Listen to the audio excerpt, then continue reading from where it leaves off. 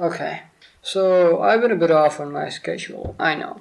I got literally no views on my last video, which didn't really help increase my motivation to make another scripted and well thought out video. So, it's been kind of difficult. Then I got mixed up in some work things, some studies things, and again, not really my fault. Life. But anyways, what I have for you today is some topics that I've been piling up on my plate of late, and I thought it's finally time to address them. So, we're starting off with, Folie, douche. I don't know, I'm not French.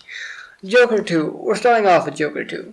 Now, take this with a grain of salt, but I don't like the 2019 Joker. That is not Joker. It is a perfect surface imitation of a sick man's idea of what or who Joker might be, but it's not the actual Joker from the comics or the movies that you know and love. It's not the Joker from The Dark Knight, and it's not the Joker from The Killing Joke. Now, why 2019 Joker is not good enough and atrocious to me is a whole 40-minute video essay in itself. So you're not going to be able to get a full sense of perspective as to where I'm coming from. But to boil it down, I think I would say the 2019 Joker just fails to establish the character's vitality, his charisma, his twisted sense of humor, and most of all, the illusion of mystery that he always has been shrouded in. Joker has been through many iterations, interpretations, philosophies, and ideologies. Each and every one took a different turn and take on the character, and just, trying to justify how his mind works. Due to this fact, there has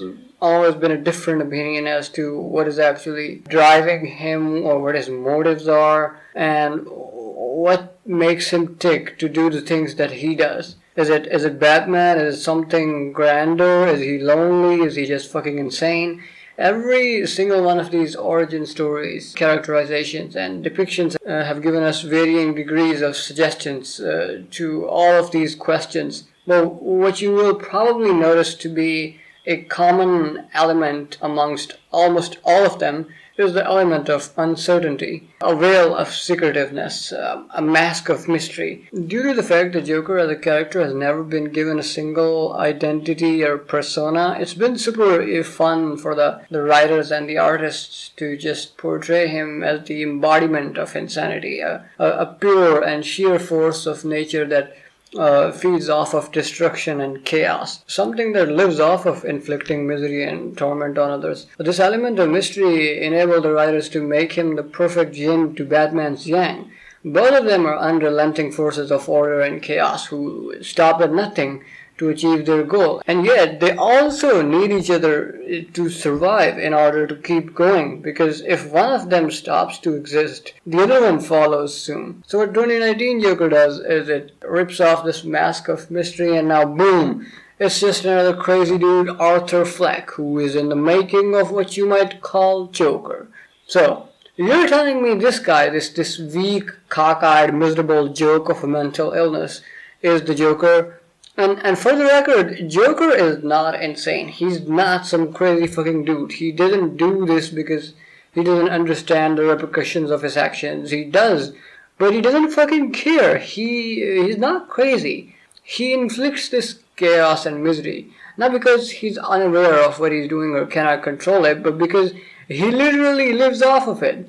And also, what mental illness? A 2019 Joker has a laughing disorder. That's not mental, is it? Also, this 2019 Joker takes away the control from Arthur. He has to do those things. He must in order to make it to the next fucking scene, or he'll be dead. He does not control his actions. This Joker is no Joker. He's just someone who is trying to survive, make it through the fucking day. So anyways, I hope that clears some things, and now let's talk about Joker 2. Oh boy. Lady Gaga is Harley Quinn, and also it's a fucking musical, or so it says. Now, I'm just speculating here, but this movie is probably an origin story for Harley. Judging from her performances in A Star Is Born and House of Gucci. I do think Gaga can be an interesting choice. But again, it's a musical, so I don't know. I'm not feeling it. Like, why? People love Joker even though it destroyed everything Joker stood for by giving him an identity of a sick druggie. Okay, cool. Good for them. But this is unnecessary. Like, we don't need this. But I guess $1 million is a number with a lot of power. Am I right, Kevin Feige? Also, I'm confused as to the fucking timeline. Like, Batman does not exist yet in this universe. This movie takes place in, and there's already a Joker and Harley. Like, how does that work? How's it gonna work without Batman? I'm just gonna assume that Joker and Harley are gonna go on a kill spree, just murdering peoples and millions, and no one's there to stop them. There's no Batman, so there's probably a Gordon or something. It's just fucking speculation. Just how dumb and stupid do you have to be to create something like this? But anyways, if you share the same thoughts as me and don't care for a follow, a douche, or whatever, check out Harley from 2018. It's a beautiful origin story for her. Probably the best one of her comics. It's a beautiful comics. It's written by Stefan, I don't remember his name, but it is fucking great, so check that out. It's a Black Label comic. Alright, moving on. Marvel's best character so far to appear in what seems to be Marvel's worst show so far. Wow. Well, first thing is first.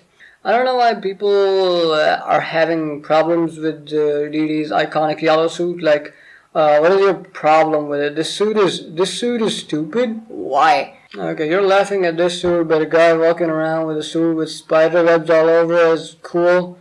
Like, I don't get these people. Marvel stands, they're fucking worse. I don't know. They will never be happy with anything.